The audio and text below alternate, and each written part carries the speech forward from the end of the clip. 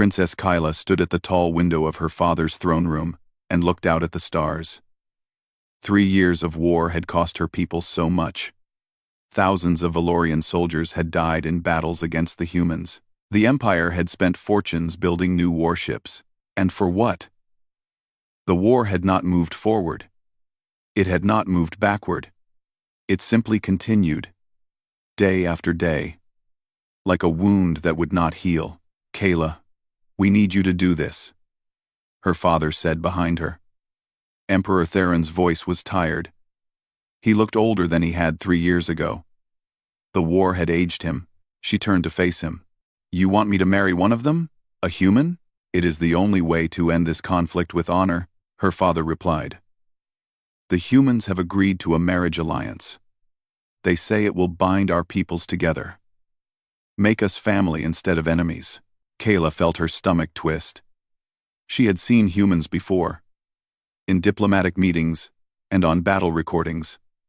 They looked strange to her eyes. Soft skin, instead of the scaled patterns her people had. Round ears, hair that grew wild on their heads. They seemed so fragile. Yet they had held the mighty Valorian Empire to a draw for 3 years. "Why would they want this?" she asked. "What do they gain?" Her father sat down heavily on his throne. "Peace, they say. Just peace. I do not understand them, daughter. Our military commanders say the humans fight without proper strategy. They use old weapons. Their ships are smaller than ours, yet we cannot defeat them. Then we are stronger," Kayla said. She felt a small flame of pride. They know they cannot win. So they offer marriage instead of surrender. Her father did not answer right away. He looked at her with an expression she could not read. Perhaps, or perhaps they have other reasons. "Commander Kess believes we should reject this offer. He wants to press the attack with everything we have.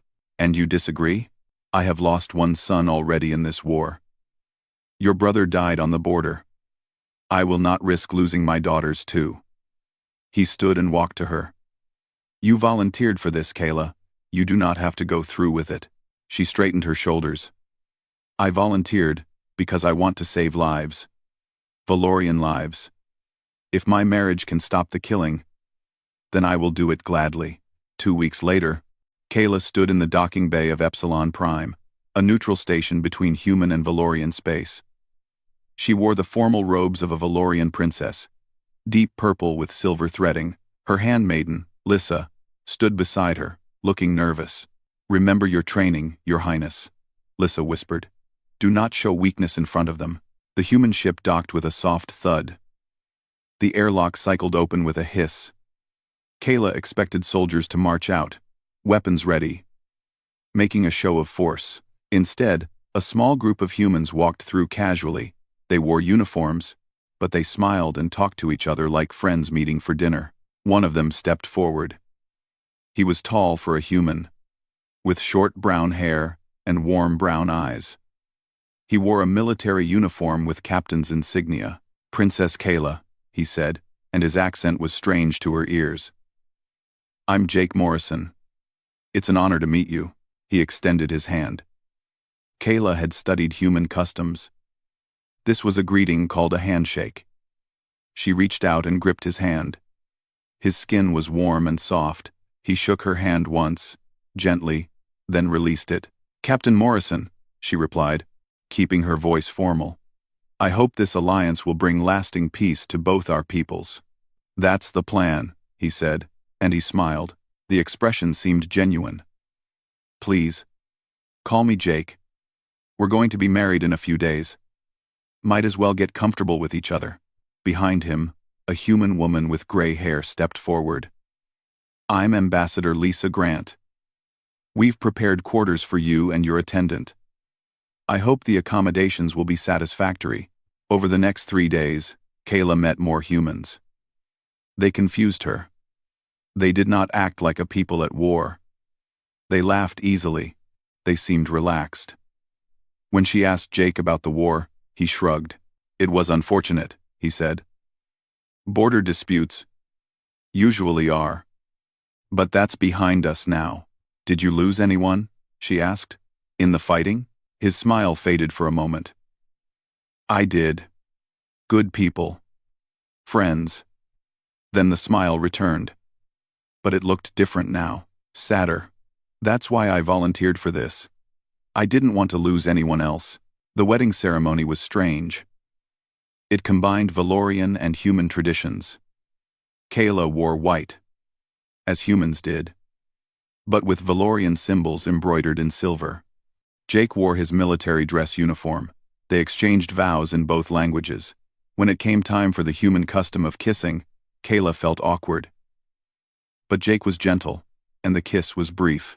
At the reception afterward, Kayla watched the humans celebrate. They drank something called champagne and danced to music. The Valorian guests stood stiffly, uncomfortable with such casual behavior. She needed air. She stepped out onto an observation deck that overlooked space.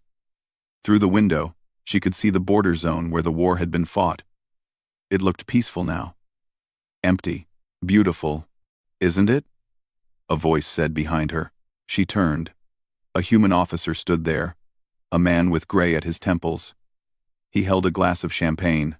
Colonel Ben Harris, he introduced himself. I served with Jake during the war. Did you lose people too? Kayla asked. Too many. He took a drink. But it's over now. Thank God for that. Another human officer joined them, younger, with red hair. Ben? You coming back to the party? In a minute, Chris, Ben said. Then he lowered his voice, speaking to the other officer but not quite quiet enough. She has no idea what they just avoided. None of them do, Chris replied. Probably better that way. Let them think we were evenly matched. They walked away, leaving Kayla standing alone with her thoughts racing. What did that mean? What had her people avoided? She returned to the reception and watched Jake laughing with his friends. He caught her eye and smiled, waving her over. She went to him, and he put his arm around her waist in the human way. Having a good time? He asked. Yes, she lied, but doubt had planted itself in her mind. The humans were too relaxed, too casual about ending a war that had cost both sides so much. It was as if the war had been nothing to them, as if they could have ended it any time they wanted. As the party continued around her, Kayla made a decision. She would learn everything she could about humans. She would discover their secrets. She would understand why they had really agreed to this peace. And she had a terrible feeling that when she learned the truth, it would change everything she thought she knew about the universe. Kayla's first view of Earth took her breath away. She had expected a primitive world, perhaps covered in factories and military bases. Instead, she saw blue oceans and green continents, wrapped in white clouds. Cities glittered like jewels in the sunlight. It looked peaceful, beautiful. Welcome home, Jake said beside her as their shuttle descended toward the landing pad. Home. The word felt strange. This was not her home. Valoria Prime was her home, with its red skies and crystal cities. But this was her life now. Jake's quarters were in a building near the military command center. The apartment was simple, but comfortable. Large windows looked out over a garden filled with plants Kayla had never seen before. Lissa moved through the rooms, inspecting everything with suspicious eyes. It seems safe enough, Your Highness, Lissa said quietly in their language. Please, both of you just call me Kayla, she said, switching to the human language. If I am to live here, I should live as they do. Jake showed her around the city over the next few days. Kayla kept waiting to see the weapons factories, the military training grounds, the signs of a warlike culture, but instead, she saw parks where children played, markets where people sold food and art, schools and hospitals and theaters. Where are your war factories? She finally asked. Jake looked confused.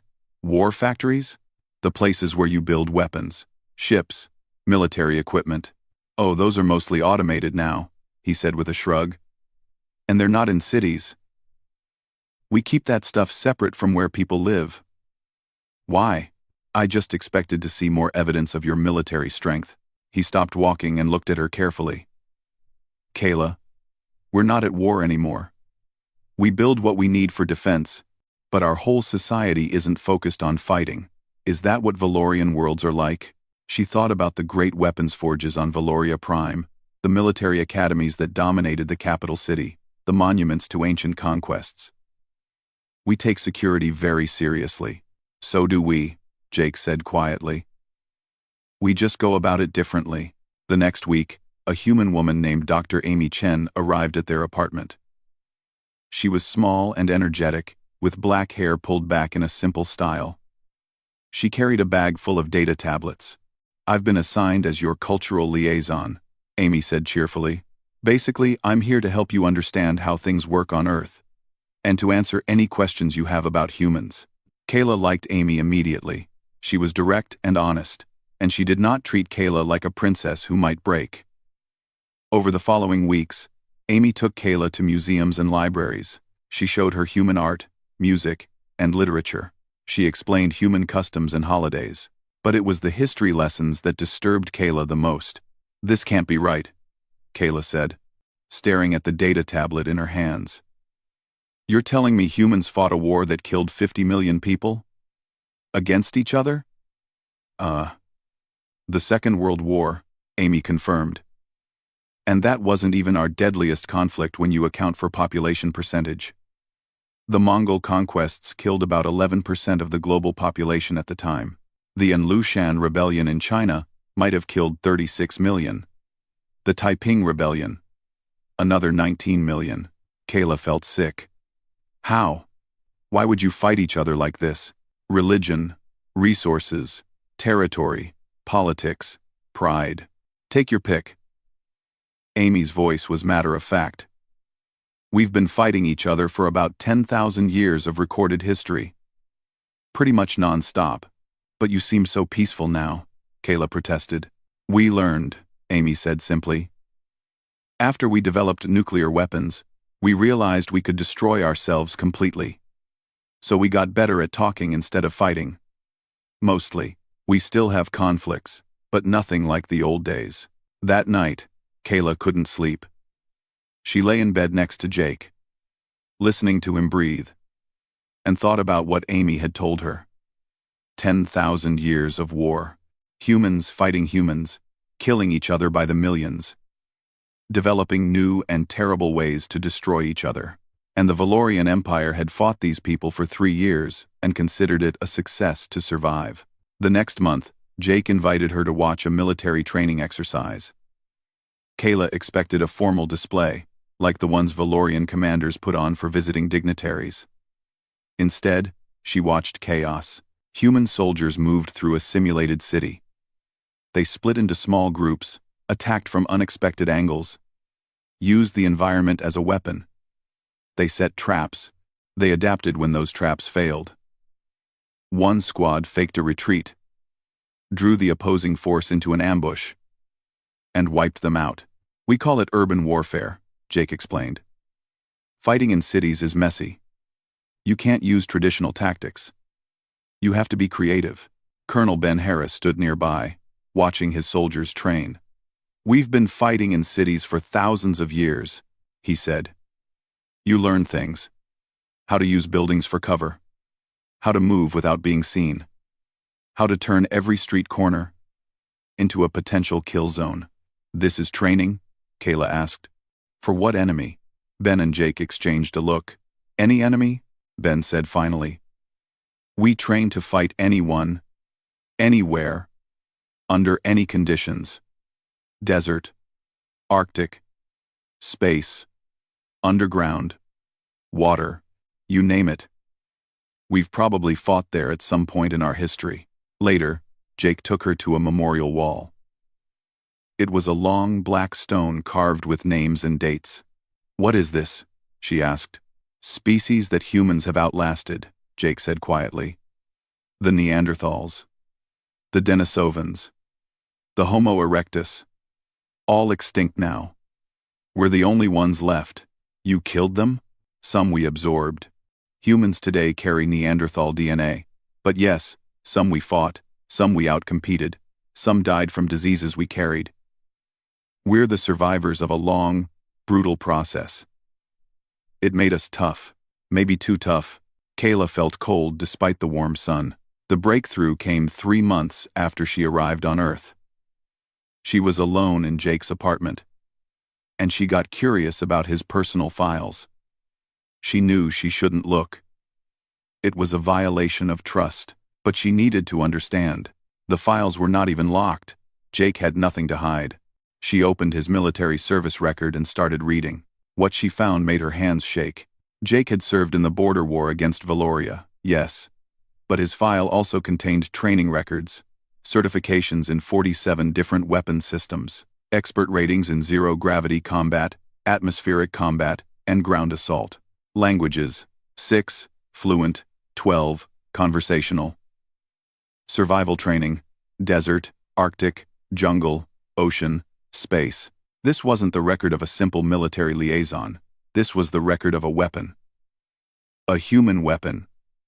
Honed by thousands of years of experience in killing. She dug deeper into the public military databases. The information was all there. Not even classified. Humans had fought more than 14,000 wars in their recorded history. They had developed weapons that could kill at ranges from touching distance to thousands of kilometers. They had created poisons, diseases, nuclear weapons, antimatter bombs, and they had rules for all of it. The Geneva Conventions, the Terran Accords, treaties and agreements that limited what weapons they could use, how they could fight, when they could escalate. Kayla found a document labeled Rules of Engagement, Non-Human Conflicts. She opened it with trembling hands. It was a protocol list. 47 levels of escalation. At level 1, humans used limited forces with restricted weapons. At level 10, they deployed their main fleet. At level 20, they authorized total war. At level 47, the protocol simply said, Xenocide. Complete destruction of enemy species. Requires unanimous approval of the Security Council. She checked the classification on the Valorian border conflict. Her people had fought for 3 years, lost thousands of soldiers, nearly bankrupted their empire. The humans had classified it as a level 3 engagement. Level 3. Kayla ran to the bathroom and vomited. When she came out, Jake was home. He saw her face and immediately looked concerned. Kayla, what's wrong? I read your files, she whispered. I'm sorry. I know I shouldn't have, but I needed to know. He didn't look angry. He looked sad. And now you know. You were holding back, the whole time. You could have destroyed us. Jake sat down heavily. Could have, yes. Would have. If you'd pushed us far enough. But you didn't. You agreed to talk. You agreed to peace. So we never had to show you what we're really capable of. Why? Kayla asked. Why hide it? Why not just threaten us with your real strength? Because that would make us the bullies, Jake said quietly. We learned a long time ago that might doesn't make right. Just because we can destroy someone doesn't mean we should. So, we created rules. We limited ourselves.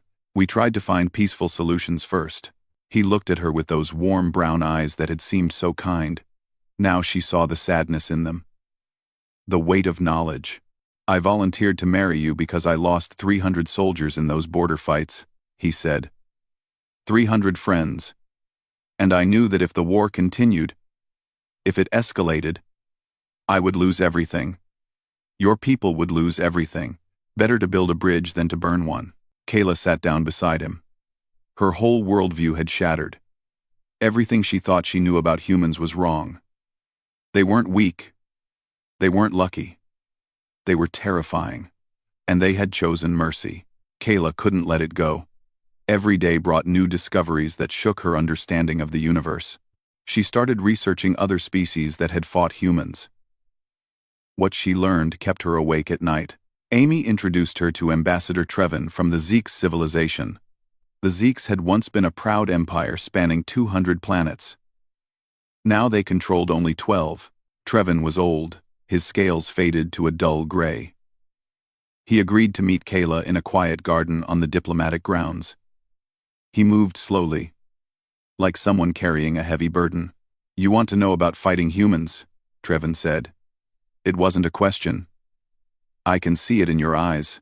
The same look we all had when we first learned the truth." "Please," Kayla said. "Tell me what happened to your people." Trevin sat down on a bench. He was quiet for a long moment, staring at nothing. 80 years ago, the Zeke's empire was powerful. We had conquered 73 species. We thought ourselves invincible. Then we encountered humanity. What happened? At first, it seemed easy. We attacked their colony worlds. We won every battle. In the first year, we occupied 40 human planets. We killed millions of them. We thought we had broken them. He laughed, but it was a bitter sound. We were fools. What changed? They stopped playing defense, Trevin said simply. For 1 year, they let us advance. They evacuated civilians. They preserved their fleet. They studied how we fought. Then they decided they had learned enough. Kayla felt her stomach tighten. What did they do? Everything. Trevin's voice shook. They hit our supply lines first. Destroyed our logistics. We couldn't reinforce our forward positions. Then they started taking back planets, not slowly. Fast. Brutal. They didn't just defeat our forces. They destroyed them completely. No survivors. No mercy. But surely your empire fought back. We tried. Oh, we tried. We threw everything at them. Our entire fleet. All our weapons. Nothing worked. They adapted too quickly. Every tactic we used, they countered within days, sometimes hours. It was like fighting our own shadow. Trevin looked at Kayla with haunted eyes. They fought us for 15 years. By the end, our empire was shattered. We lost 188 planets. Billions of our people died. And you want to know the worst part? They could have wiped us out completely, but they stopped. They offered peace. They let us keep 12 worlds, enough to survive, but never enough to threaten anyone again. Why did they stop? I asked the human admiral that question when we signed the surrender, Trevin said. He told me, "We don't fight to conquer. We fight to end threats. You're not a threat anymore." Kayla thanked Trevin and left the garden. She felt numb, but she had to know more. She met with Professor Dan Foster, a human historian who specialized in what he called xenocide studies. His office was filled with books and data tablets. Pictures on the walls showed different alien species. "You want to know the dark history," Dan said when she arrived. "Most people don't want to hear about this. But you're different. You need to understand." "Please," Kayla said. "I need the truth. All of it." Dan pulled up a holographic display. It showed a timeline stretching back 200 years. Humanity's first contact with intelligent aliens was the Krell. Peaceful. We learned a lot from them. Became friends. That set the pattern we hoped for. But it didn't last. He pointed to a red mark on the timeline. The Wren attacked us without warning. Destroyed 3 colonies. 10 million dead. They were aggressive, militaristic. Believed in conquest. We tried to negotiate. They saw it as weakness. So we fought back. And the Wren don't exist anymore, Dan said quietly. We didn't mean to wipe them out completely. We just wanted them to stop. But they wouldn't. Every time we pushed them back, they regrouped and attacked again. Finally, our leaders decided the threat had to end permanently. It took 30 years, but we hunted them across 300 star systems. The last Heron died in 2287. Kayla felt sick, but she forced herself to keep listening. The Korth were next. Then the Vreks. Then the Silicates. 3 more species that chose extinction over peace. The galaxy learned to fear us. Some species saw it as evil. Others saw it as justice. We saw it as survival. Dan showed her more records. Wars against the Krelthan. Against the Doom Collective. Against the Ravagers. Some ended in peace treaties. Others ended in extinction. In every case, humans had tried diplomacy first. But when pushed, they pushed back 1,000 times harder. We created the Terran Accords after the Vrex War, Dan explained. Rules to limit ourselves. We never wanted to be monsters, but we learned that sometimes, to protect innocent life, you have to be willing to do monstrous things to those who won't stop. How many species have humans destroyed? Kayla asked. 3 completely extinct. 7 empires broken and reduced. 12 major wars. Hundreds of minor conflicts. Dan looked sad. We don't celebrate this. We carry it like a scar, but we won't apologize for surviving. That night, Kayla lay in bed unable to sleep. Jake was away on a training mission. She was alone with her thoughts. And her thoughts were terrifying. The Valorian Empire had come so close to destruction. If they had pushed harder, if they had refused to negotiate, if they had attacked human civilian targets instead of military ones, the humans would have escalated. And her people would have been wiped from the stars. She got up and went to the window. Earth looked peaceful in the moonlight. But she knew the truth now. This beautiful planet was home to the most dangerous species in the galaxy. Not because they loved war, but because they were so incredibly good at it. A few days later, General Kate Palmer agreed to meet with Kayla. Kate was a tall woman with steel-gray hair and sharp blue eyes. She commanded the Human Defense Force. When she walked into a room, everyone stood straighter. You've been asking a lot of questions, Kate said without preamble. About our military capabilities, our history, our wars. I needed to understand, Kayla replied. And do you? Do you understand now? Kayla took a deep breath. I understand that my people nearly destroyed themselves through ignorance. We thought we were stronger. We thought the war was going well. We had no idea. Kate sat down across from her. Your military commanders knew. Or at least, they suspected. That's why some of them opposed the peace treaty. They wanted to test us, see if we were really as dangerous as the rumors said. And if they had, then you wouldn't be here. Kate said bluntly. We would have activated Protocol 20. Full fleet deployment. Total war. Your empire would have fallen within a year. Maybe less. Why tell me this? Why not let me remain ignorant? Kate smiled. But it wasn't a warm smile. Because you're going to go back to your people someday. You're going to be an ambassador between our species, and you need to be able to tell them the truth.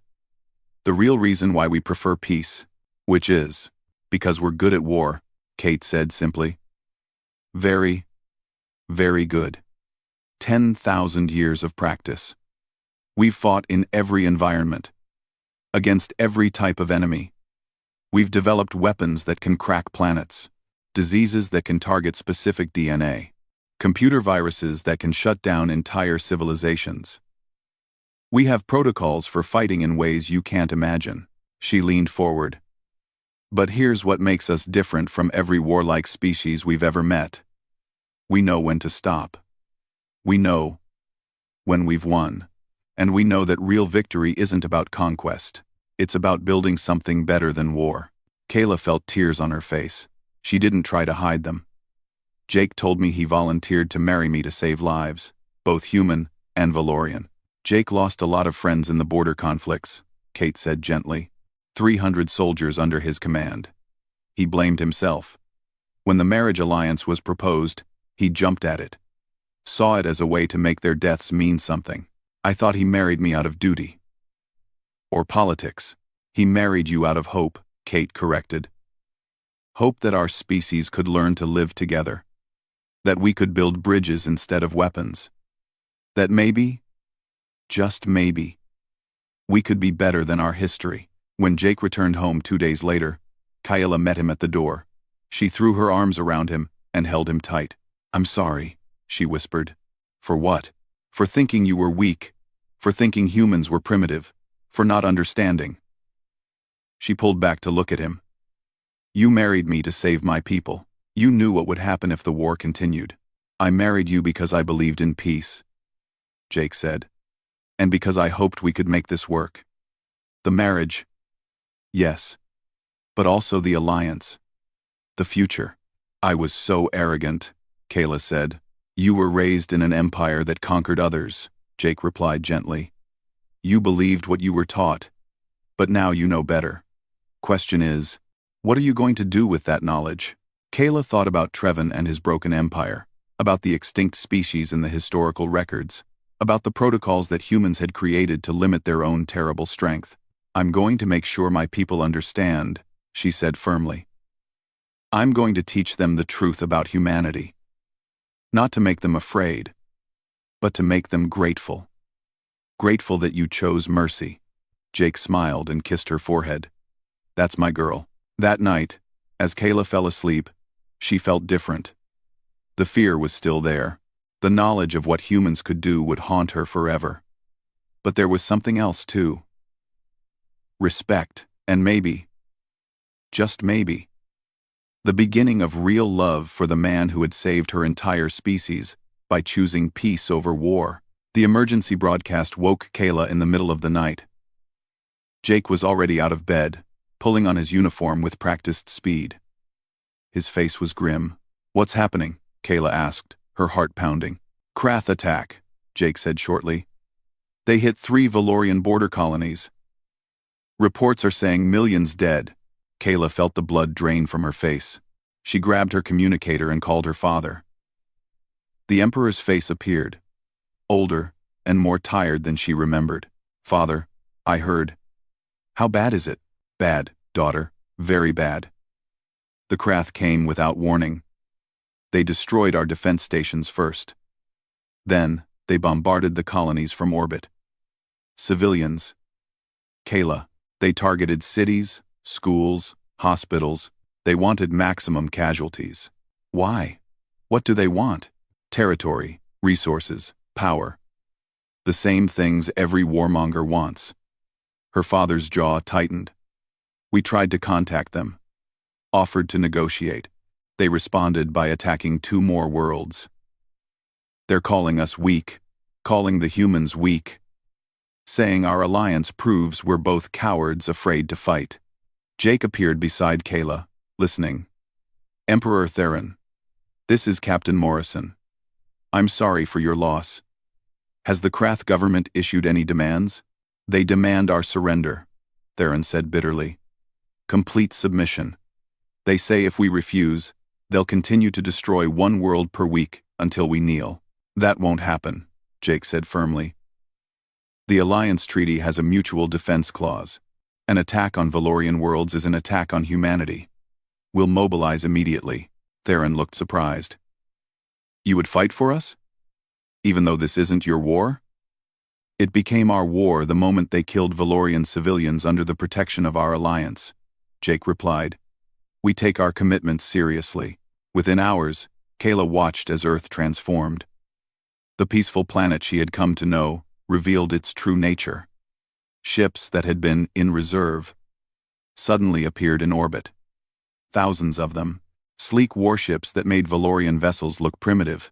The fleet that had fought her people had been perhaps 10% of humanity's true military strength. Admiral Chris Wade took command of the joint human-Valorian fleet. He was younger than Kayla expected, with sandy hair and green eyes that missed nothing. His briefing was direct and cold. The Krath Dominion controls 84 star systems.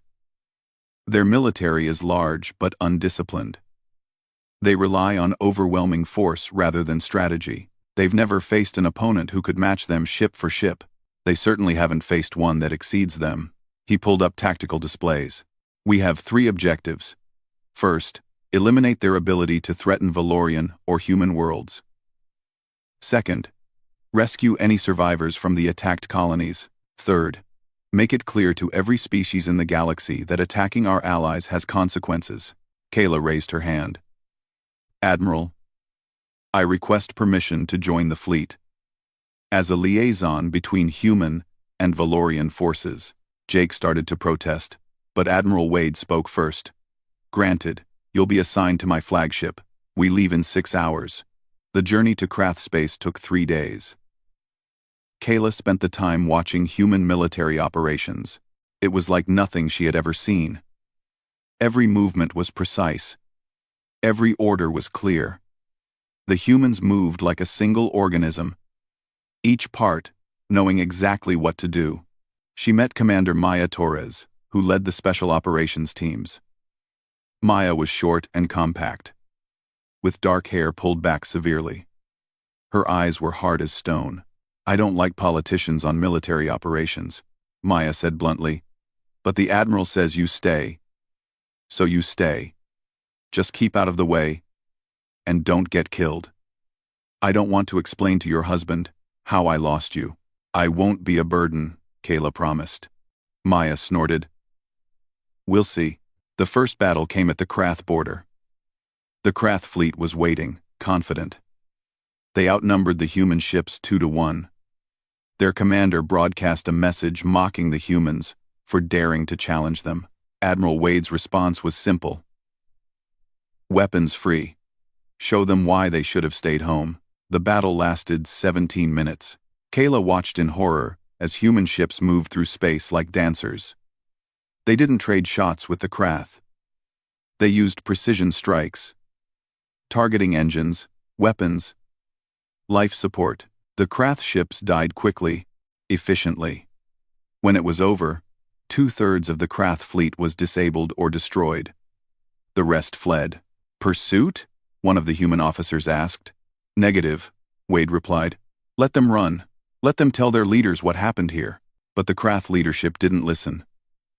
They sent more ships, bigger fleets. They attacked human supply lines. They tried ambushes. Nothing worked. Every tactic they used, humans countered within hours. 3 weeks into the campaign, Maya approached Kayla. "You wanted to see what we really do? Come with me. We're hitting a Krath command center tonight." Kayla joined Maya's team. 20 humans, all moving silently through the night on a Krath military world. They wore armor that bent light, making them nearly invisible. Their weapons made almost no sound. The Krath command center was supposed to be impregnable: heavy shields, automated defenses, guards everywhere. Maya's team went through it like smoke through a screen. Kayla watched as they disabled guards without killing them when possible. They planted explosives with surgical precision. They accessed the Krath military network and downloaded everything. And they did it all in 42 minutes. "Charges set," Maya reported. Falling back, they were 3 kilometers away when the explosives detonated. The command center collapsed in a pillar of fire. Kayla stared at the destruction. "How many did we kill?" she asked quietly. 68 Krath military personnel, Maya replied, checking her data pad. "We evacuated the civilian workers first. This was a military target only." "You evacuated them? Your enemy's civilians?" Maya looked at her like she was stupid. "We're not monsters. We hit military targets. Krath leadership is who we want, not some secretary or janitor who just works there." Over the next 2 weeks, human forces systematically dismantled the Krath military. They destroyed supply depots. They eliminated communication networks. They hit the Krath so fast and so hard that the enemy couldn't coordinate a defense. And then came the final stroke. Maya led a mission deep into Krath space. 50 human special operators against the Krath capital world. Kayla wasn't allowed to join this one. She could only watch from the flagship as Maya's team infiltrated the heart of enemy territory. In one night, they neutralized the entire Krath leadership. The military council, the warlord who had ordered the attacks, his top generals, all captured or killed. The Krath government collapsed. "How?" Kayla asked Admiral Wade. "How is that possible?" "Practice," Wade said simply. "We've been doing this for a very long time." The Krath sued for peace 6 weeks after the war started. Their empire was shattered. Their military was broken. They had learned what the Zyks and so many others had learned before them. Humans didn't fight to win battles. They fought to end wars. Permanently. During the peace negotiations, Kayla sat beside Jake. He had been promoted to major for his work, coordinating Valorian and human forces. He looked tired, but satisfied. "You ended it so quickly," Kayla said. "Was that to minimize casualties?" "On all sides," Jake confirmed. "The longer a war lasts, the more people die. soldiers and civilians. We learned that lesson the hard way. So now, when we fight to finish it fast. The Krath representative signed the surrender treaty with shaking hands. Kayla noticed he couldn't look directly at any of the humans. As they left the negotiation room, Admiral Wade pulled Kayla aside. "You saved Jake's life during that ground operation 3 weeks ago, when those Krath soldiers ambushed his position." Kayla remembered. The explosion. Jake pinned under debris. Krath soldiers closing in. She had grabbed a weapon and fought back, buying time for reinforcements to arrive. "I did what I had to do," she said. "You did what a soldier does," Wade corrected. "You protected your squad. Jake told me you handled yourself better than some career military. You've earned respect, Princess. From all of us." That night, Jake held her close. "I was terrified when you joined that fight. I thought I was going to lose you. I wasn't going to let them take you from me," Kayla said. "I finally understand what you are. What humans are. And I know what I am now too." "What's that?" "Your wife. Your partner. Your ally." She looked up at him. "And someone who will make sure the galaxy understands that humans choose peace not from weakness, but from strength. You could destroy any of us, but you'd rather save us instead." Jake kissed her gently. "You get it now. Finally." "I do," Kayla whispered. "And I'm going to spend the rest of my life making sure everyone else gets it too." Outside their window, the stars shone peacefully. The Krath War was over. The Valorian Empire was safe. And Kayla had learned the most important lesson of all. The most dangerous species in the galaxy was the one that knew when to sheathe its sword. And humanity had mastered that lesson after 10,000 years of blood. 6 months after the Krath War ended, Kayla stood before the Valorian Council. The Grand Chamber was filled with nobles and military commanders. Her father sat on his throne, watching her with proud eyes. This was the moment she had been preparing for. "Honored council members," Kayla began, her voice steady. "I stand before you today not just as a princess of Valoria, but as the wife of a human. I have lived among them, I have studied their history, I have fought beside them, and I am here to tell you the truth about our allies." The chamber fell silent. Everyone leaned forward. "When I first agreed to marry Captain Jake Morrison, I believed I was making a sacrifice. I thought humans were fortunate to survive our war with them. I thought they were weak, and they knew it, so they offered peace instead of facing defeat." She paused. "I was wrong about everything." Murmurs rippled through the council. Commander Vorn Kess, who had opposed the marriage alliance, stood up.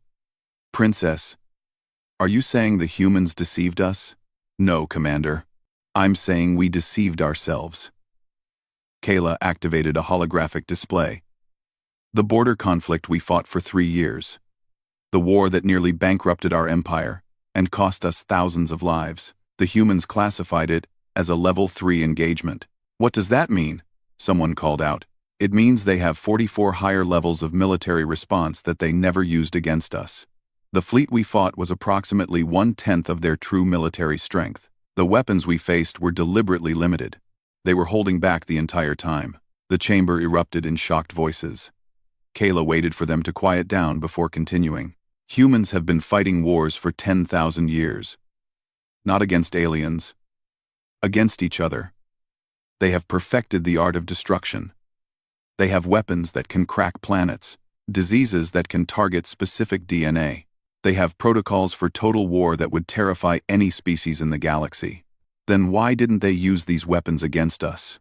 her father asked quietly. "Because they don't fight to conquer. They fight to end threats. And we stopped being a threat when we agreed to talk instead of fight." Kayla showed images of the Krath War. 6 weeks. That's how long it took humans to shatter an empire that had conquered 84 star systems. The Krath learned what we nearly learned. What 7 other empires have learned. What 3 extinct species learned too late. She looked around the chamber. Humans are the most dangerous species in the galaxy. Not because they love war, but because they are so terrifyingly good at it. And the reason they prefer peace is because they know exactly what war costs. They've paid that price thousands of times. Commander Kess spoke again, his voice subdued. Why are you telling us this, Princess? Because ignorance nearly destroyed us. If we had refused the marriage alliance, if we had escalated the conflict, if we had attacked human civilian targets, they would have activated higher protocols, and the Valorian Empire would be a footnote in history, broken like the Zix, extinct like the Huren. Kayla's voice grew stronger. I'm telling you this so you understand the gift we've been given. Peace with humanity isn't submission, it's survival. And more than that, it's opportunity. They want to build something better. They want allies, not subjects. They want to teach us what they've learned, so we don't have to learn it through blood. Her father stood. The council will consider your words carefully, daughter. You have given us much to think about. The news of Kayla's speech spread throughout the galaxy. Other species began requesting information about humans. Some asked for treaties.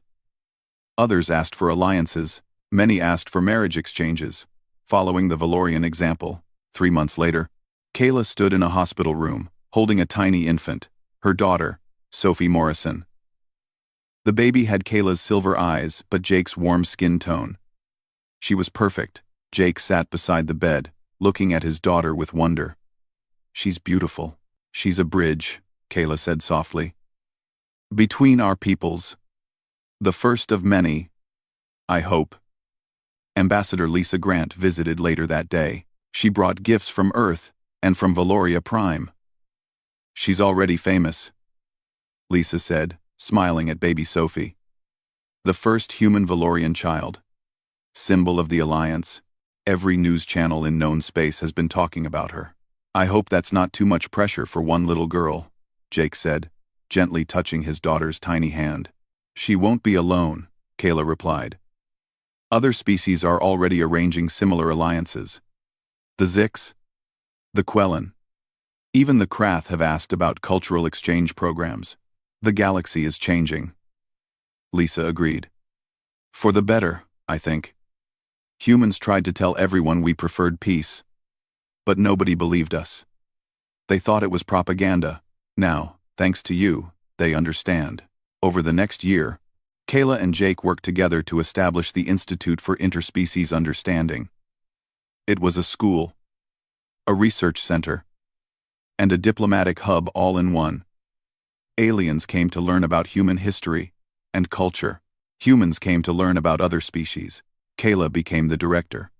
Her first act was to create a mandatory course on human military history. Not to frighten other species, but to help them understand. People fear what they don't understand, she explained to her first class of students. Species from across the galaxy sat in her classroom, listening. Humans seem peaceful now, friendly, kind. And they are all those things. But they're also capable of terrible violence when threatened. Understanding both sides of their nature is crucial. She showed them footage of human wars. The trenches of the First World War. The atomic bombs of the Second. The siege tactics of ancient times. The space battles of the colonial era. Students watched in horror and fascination. But here's what makes humans special, Kayla continued. They remember. They learn. After every war, they try to build something better. The United Nations, the Geneva Conventions, the Terran Accords. They keep creating rules to limit themselves because they know what they're capable of. A young Quellan student raised her hand. Teacher Kayla, does this mean we should fear humans? No, Kayla said firmly. It means you should respect them. It means you should value their friendship. It means you should never, ever mistake their kindness for weakness. She showed them the final image. It was a photo of her and Jake on their wedding day, smiling at the camera. I married a human to stop a war. I thought I was making a sacrifice. Now I know the truth. Jake and his people gave my empire the greatest gift possible. They gave us a future. The Institute grew. Within 2 years, it had campuses on 15 worlds. Kayla's curriculum became the standard for understanding human-alien relations. Diplomats, studied there. Military officers studied there. Anyone who wanted to work with humans came to learn from Kayla. On Sophie's second birthday, Kayla and Jake hosted a celebration that brought together humans and Valorians. Children played together in the garden. Adults talked and laughed. The barriers between species seemed to melt away. General Kate Palmer attended, now retired but still respected. She found Kayla watching the children play. "You did it," Kate said quietly. "You helped the galaxy understand us." "I only told them the truth," Kayla replied. "That humans are complex, capable of both great kindness and great destruction. And that they choose kindness whenever possible. Not just humans," Kate said. "All of us. Every species has the capacity for both. Humans just had longer to figure out which path leads to survival." Emperor Theron visited Earth for Sophie's birthday. He had aged well, looking healthier than he had in years. The stress of potential extinction had lifted from his shoulders. "Kayla, I owe you an apology," he said as they walked through the garden. "When you volunteered to marry a human, I thought you were throwing your life away. I thought I was sending you into exile for the good of the Empire. And now?" Kayla asked. "Now I see I gave you the most important mission in Valorian history. You didn't just end a war. You prevented future wars. You built understanding where there was only fear and ignorance." They watched as Jake played with Sophie and several Valorian children. He was teaching them a human game called tag. The children's laughter filled the air. "He's a good father," Theron observed. "A good man. The best," Kayla agreed. "He represents everything humanity can be. Strong but gentle. Capable of war but devoted to peace. I was so lucky to marry him. Luck had nothing to do with it," her father said. "He volunteered. He chose you. Just as you chose him. That's what makes this alliance work. Choice. Understanding. Respect." That evening, after the party ended and Sophie was asleep, Kayla and Jake sat on their balcony watching the stars. Earth glowed below them. Ships from a dozen species moved through orbit, all flying in peace. "Do you ever regret it?" Jake asked. "Leaving Valoria, marrying me, taking on all this responsibility?" Kayla leaned against him. "Never. I thought I understood the universe when I agreed to marry you. I thought I knew how power worked, how empires functioned, how wars were won. You taught me I was wrong about everything. I didn't teach you. You learned. There's a difference. You were patient with me, when I was arrogant, when I was frightened, when I finally understood the truth." She looked up at him. "You could have let me stay ignorant. It would have been easier. But you respected me enough to let me discover the truth myself." "You deserved the truth," Jake said simply. "Everyone does. That's why what you're doing with the Institute is so important. You're giving other species the chance to understand without having to learn through bloodshed." "I learned something else too," Kayla said softly. "I learned what love is. Real love. Not duty or politics or alliance. Love." Jake kissed her. "I love you too. From the first moment I saw you. Even though you looked at me like I was a primitive barbarian." Kayla laughed. "I did not. You absolutely did. But I didn't mind. I knew you'd come around eventually." They sat in comfortable silence, watching the peaceful galaxy. Sophie would grow up in a universe where species understood each other, where the lessons of humanity's long, bloody history could help others avoid the same mistakes. Where the choice between war and peace was made with full knowledge of the consequences. Kayla thought about the path that had brought her here. A princess volunteering to marry an enemy to save her people. Discovering that her enemy was far more dangerous than she ever imagined. Learning that true strength meant knowing when not to use your power. And finally understanding that the galaxy's most fearsome warriors were also its most devoted peacekeepers. "Jake," she said quietly, "thank you." "For what?" "For choosing me.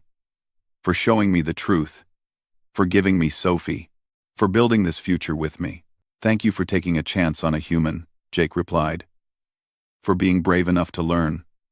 For teaching others. For being the bridge our species needed." Above them, the stars shone peacefully. And for the first time in galactic history, species across hundreds of worlds looked at those same stars without fear. Because they finally understood why no empire dared to fight humanity. Not because humans were unbeatable, but because humans knew that the greatest victory was the war you never had to fight. And after 10,000 years of warfare, they had finally learned how to choose peace. Kayla had married a human to stop a war. But in doing so, she had helped create something far greater. Understanding, unity, hope, and that was worth more than any empire.